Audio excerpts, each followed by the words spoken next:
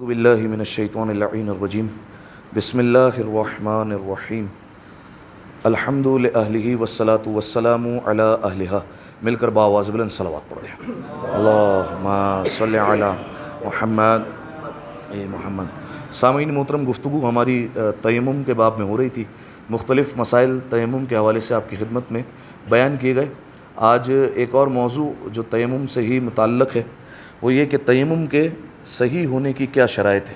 ٹھیک ہے، اگر ان شرطوں کا خیال رکھا جائے گا تو ہی تیمم صحیح ہوگا، ورنہ اس کا تیمم درست نہیں ہوگا اور تیمم باطل کہلائے گا. ٹھیک ہے. اچھا، کچھ شرطیں آپ کے سامنے پہلے ہی بیان کی جا چکی، جیسے تیمم کے لیے جو مٹی اٹھائی جائے وہ مٹی کا پاک ہونا ضروری ہے. صحیح ہے. اسی طریقے سے یہ بیان کیا گیا کہ تیمم کے لیے جو مٹی حاصل کی جا رہی ہو وہ مباح ہونی چاہیے. مباح کا مطلب یعنی غصبی نہ ہو. غصبی نہ ہو کا مطلب کہ اس کے استعمال سے اس کا مالک راضی ہونا چاہیے. ٹھیک ہے. اس میں بیشتر ہم غلطی یہ کر دیتے ہیں کہ مٹی جا کر کہیں سے بھی کنسٹرکشن پلیس پہ گئے، کنسٹرکشن سائٹ پہ گئے، وہاں سے مٹی اٹھا کر لے کر آ گئے. ٹھیک ہے، اور اس پر تیمم کر لیا تو تیمم یہ باطل کہلائے گا. اسی طریقے سے اگر وہاں سے لے کر بھی آئے تو اجازت لے کر آئے مزدور سے، حالانکہ مزدور مالک نہیں ہے. ٹھیک ہے، اس کی اجازت قابل قبول نہیں ہے. صحیح ہے. یا اجازت لے کر آ گئے ٹھیکیدار سے، حالانکہ وہ اس کا جو ہے وہ مالک نہیں ہے، سوائے یہ کہ مالک نے اس کو اجازت دی ہو کہ میرا مال جو ہے وہ جیسے بھی تصرف کرے. پھر اگر وہ اجازت دے دے تو اس صورت میں جو ہے وہ تیمم ہو سکتا ہے. تو کچھ شرطوں کا جو ہے وہ تذکرہ درمیان میں آتا رہا ہے. اب جو ہے وہ کچھ اور شرطیں کہ جن کا خیال رکھنا جو ہے وہ ضروری ہے. سب سے پہلی بات کہ تیمم کی نیت جو ہے وہ تیمم جو ہے وہ آغاز ہونے سے پہلے وہ کرے گا اور خالصتاً پروردگار عالم کے لیے جو ہے وہ نیت کی جائے. اگر جو ہے اس میں ریاکاری آ گئی، اس میں دکھاوا آ گیا تو پھر تیمم کرنا جو ہے وہ باطل ہو جائے گا. ٹھیک ہے، یہ پہلی شرط ہو گئی. بالفرض اس کی مثال ایسے بن سکتی ہے کہ اگر جو ہے وہ یہاں پر ہم پریکٹیکل کر رہے ہوں تیمم کا، اور کوئی بچہ آئے اور یہاں پر تیمم جو ہے وہ کرے، تو کیا اسی تیمم سے وہ نماز پڑھ سکتا ہے؟ جی نوید بھائی، کیوں نہیں پڑھ سکتا؟ وجہ نہیں پانی نہیں ہو. چلیں،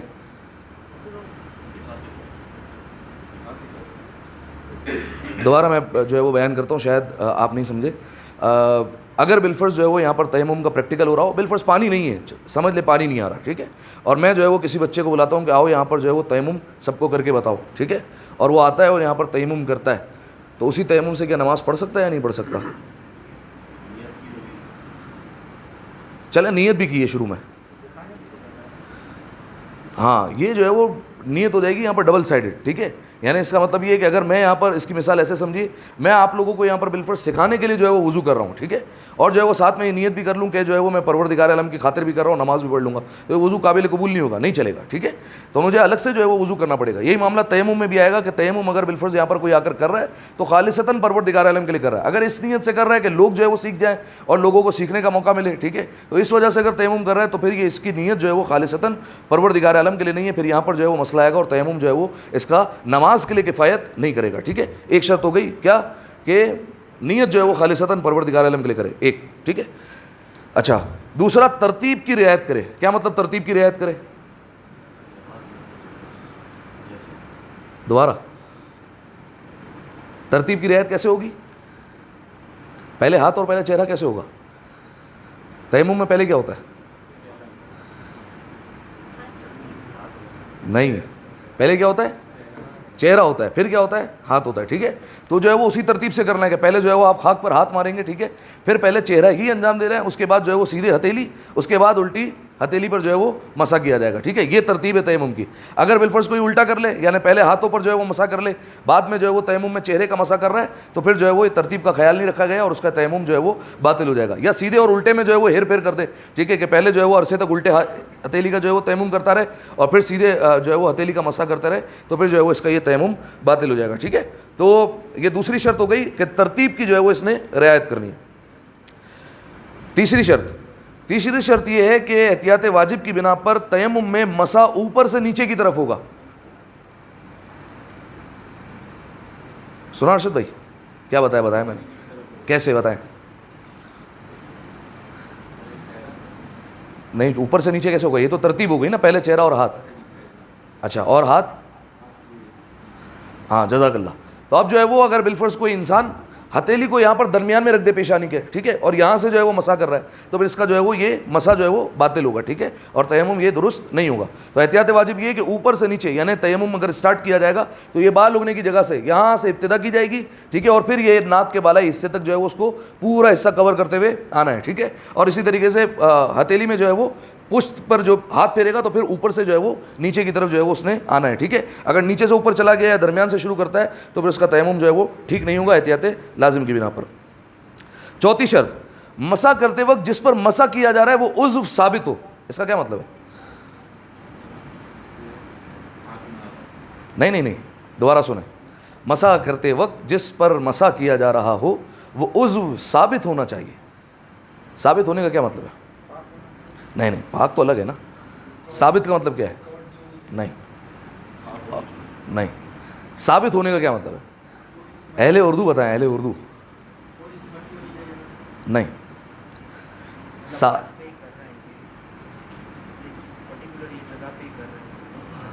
ثابت ہونے کا مطلب ہے کہ جس پر مسح کیا جا رہا ہے وہ ساکن ہونا چاہیے. ساکن کا مطلب سمجھتے ہیں؟ ساکن کا مطلب کیا ہے؟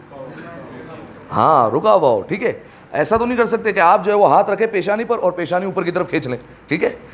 اسی طریقے جیسے وضو میں بیان کیا جاتا ہے سر کے مسح میں اور پیر کے مسح میں, کہ آپ جو ہے وہ سر کا مسح کرتے وقت ہاتھ روک کے رکھیں اور سر ہلا دیں, پیچھے کر دیں, ٹھیک ہے, تو مسح باطل ہے. اسی طریقے سے پیر کے مسح میں آپ پیر پر جو ہے وہ ہاتھ رکھیں اور پیر کو آگے کی طرف کھینچ دیں تو مسح باطل ہوگا, کیونکہ آپ کو جو ہے وہ پیر کا مسح کرنا ہے تو آپ کو ہاتھ کو حرکت دینی ہے, ٹھیک ہے. تو اسی طریقے سے تیمم میں جب آپ مسح کر رہے ہوں گے تو یہی فارمولا ہے کہ حرکت آپ نے ہاتھ کو دینی ہے, ٹھیک ہے. آپ پتہ چلیں چہرہ چلا رہے ہیں, چہرہ اوپر لے کر جا رہے ہیں, یا پھر جو ہے وہ آپ بالفرض اس ہتھیلی کا مسح کرنا ہے, ٹھیک ہے. آپ جو ہے وہ کیا کر رہے ہیں, اس پر آپ نے ہاتھ کو رکھا اور اس کو چلا دیا, ٹھیک ہے. تو کیا ہو گیا, یہ تیمم باطل ہو گیا, ٹھیک ہے. بات سمجھ میں آئی ہے؟ نہیں سمجھ میں آئی.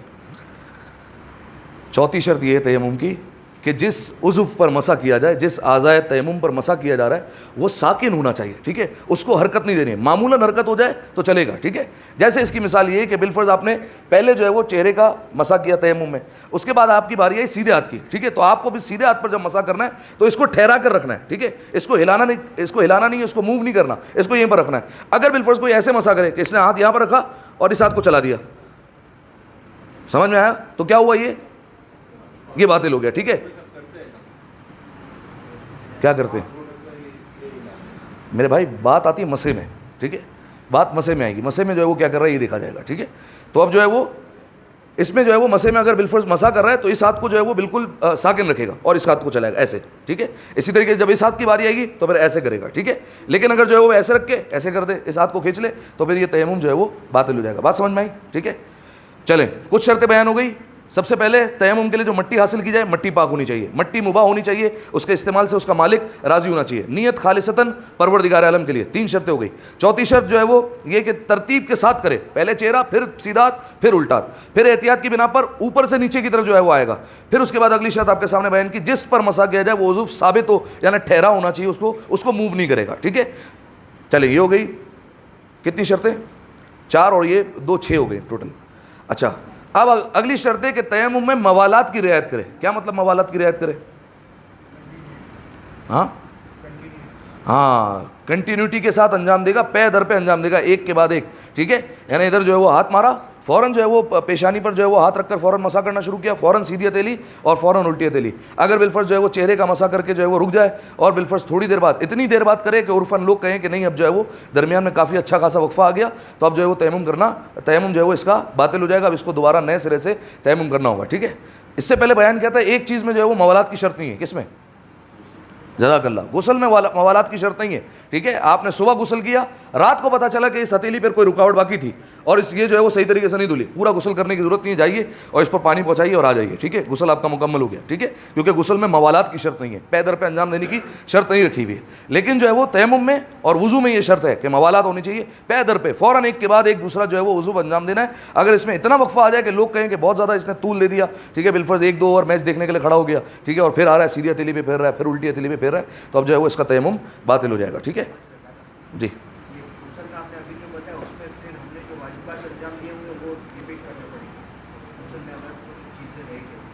ہاں, واجبات ریپیٹ کرنے پڑیں گے, نہیں سمجھا میں. ہاں ہاں, یعنی نماز جو ہے وہ اس غسل کے ساتھ پڑھ لی تھی اور صبح جو ہے وہ غسل کیا تھا اور رات کو مغرب عشاء کے بعد دیکھا, ٹھیک ہے, تو بالکل دوبارہ پڑھنی پڑے گی, ٹھیک ہے. چلیں, اب آئیے اگلی شرط, تیمم کے افعال کو ممکنہ طور پر خود بجا لائے. اس کا کیا مطلب؟ خود تیمم کرنا ہے, کسی کی مدد نہیں لینی ہے, ٹھیک ہے. جیسے میں نے آپ کی خدمت میں بیان کیا تھا, وضو میں اگر کوئی آپ کے جو ہے وہ یہاں پر پانی اٹھا کے ڈال رہا ہے, ٹھیک ہے, تو آغا سیستانی کہتے ہیں کہ یہ وضو جو ہے وہ باطل ہے, یہ اس کا وضو قابل قبول نہیں ہے کہ دوسرا شخص جو ہے وہ پانی ڈالے جا رہا ہے. آپ کے مسئلے کا جواب مل گیا تھا کہ جو چلو میں اگر لے رہا ہے تو پھر یہ مکروہ قرار دیا تھا, لیکن جو ہے وہ وضو صحیح ہو جائے گا. اسی طریقے سے تیمم میں بھی اگر جو ہے وہ بالفرض کوئی دوسرا انسان جو ہے وہ اس کی مدد کرے, ٹھیک ہے, تو پھر اس کا تیمم جو ہے وہ باطل ہو جائے گا. ٹھیک ہے, اختیاری حالت میں اس کو خود جو ہے وہ پورا تیمم کرنا ہے. ٹھیک ہے, ہاں اب آتی ہے باری مجبوری کی. ٹھیک ہے, کہ بھائی بالفرض ایک انسان کا ایکسیڈنٹ ہو گیا, ٹھیک ہے, اب جو ہے وہ اس کا بالفرض جو ہے وہ سیدھے ہاتھ کو اپنے موو نہیں کر سکتا. ٹھیک ہے, تو اب کیا کیا جائے گا؟ اب جو ہے وہ نائب کی مدد لے گا. کس طریقے سے کہ بالفرض جو ہے وہ الٹے ہاتھ سے ہی جو ہے وہ پیشانی کا مسا کرے گا. ٹھیک ہے, الٹے ہاتھ سے ہی جو ہے وہ پیشانی کا مسا کرے, پھر سیدھے ہاتھ کو اگر ممکن ہو تو تھوڑا سا نائب اس کو جھکائے اور خود یہ خاک پر جو ہے وہ سیدھا ہاتھ کسی طریقے سے پھیر لے, پھر الٹے ہاتھ پر جو ہے وہ اس کا ہاتھ پھیرے, تو اس کی جو ہے وہ مدد کی جائے گی. ٹھیک ہے, لیکن ابتداً جو ہے وہ ایسا نہیں ہوگا کہ فوراً جو ہے وہ نائب کی مدد لے, ایسا جو ہے وہ نہیں ہو سکتا. اب اس میں جو ہے وہ آغا سیستانی نے کافی تفصیل لکھی ہوئی ہے کہ جو ہے وہ دوسرے سے جو ہے وہ مدد لے گا تو جو ہے وہ نائب کتنی مدد کروائے گا, کتنی مدد نہیں کروائے گا. ٹھیک ہے, ایک طریقہ یہ ہوتا ہے کہ بالکل جو ہے وہ انسان حرکت ہی نہیں کر سکتا, تو اب جو ہے وہ دو انسان جو ہے وہ نیت کریں گے, ایک نائب بھی نیت کرے گا, ایک خود بھی نیت کرے گا. ٹھیک ہے, اور نائب اپنے ہاتھ مار کے اس کی جو ہے وہ پیشانی پر تیمم کرے گا, اس کے ہاتھ پر تیمم کرے گا, اس کے الٹے ہاتھ پر تیمم کرے گا, خدا نخواستہ اگر کسی کے ساتھ ایسی صورتحال جو ہے وہ پیش آ جاتی ہے. ٹھیک ہے, اچھا, اعضائے تیمم پر کوئی مانع نہیں ہونا چاہیے. کیا مطلب مانع نہیں ہونا چاہیے؟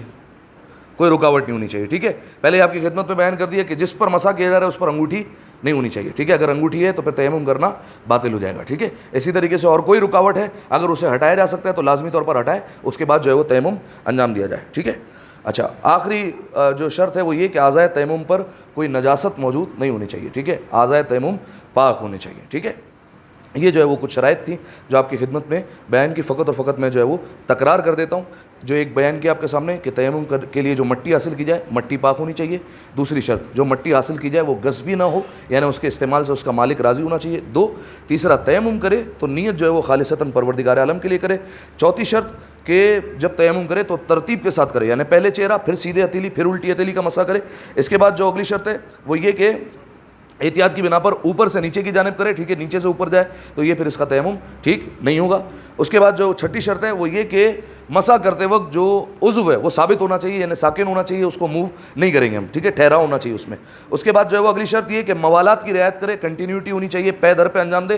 اتنا اگر وقفہ آ جائے کہ لوگ کہے کہ بہت زیادہ طول دے دیا تو تیمم کرنا جو ہے وہ باطل ہو جائے گا. تیمم کے افعال کو ممکنہ صورت میں خود بجا لائے انسان, اگر کوئی مجبوری آ جائے تو پھر اس وقت جو ہے وہ احکام جو ہے وہ بدل جائیں گے کہ کیا نائب کو کرنا ہے, کیا اس کو کرنا ہے. ٹھیک ہے, اسی طریقے سے جو ہے وہ اگلی شرط جو بیان کی آپ کے سامنے وہ یہ کہ اعضائے تیمم پر کوئی رکاوٹ نہیں ہونی چاہیے. ٹھیک ہے, اگر انگوٹھی پہنی ہوئی ہے یا کوئی چیز لگی ہوئی ہے اس کو پہلے رفع کرے گا, اسے پہلے ہٹائے گا.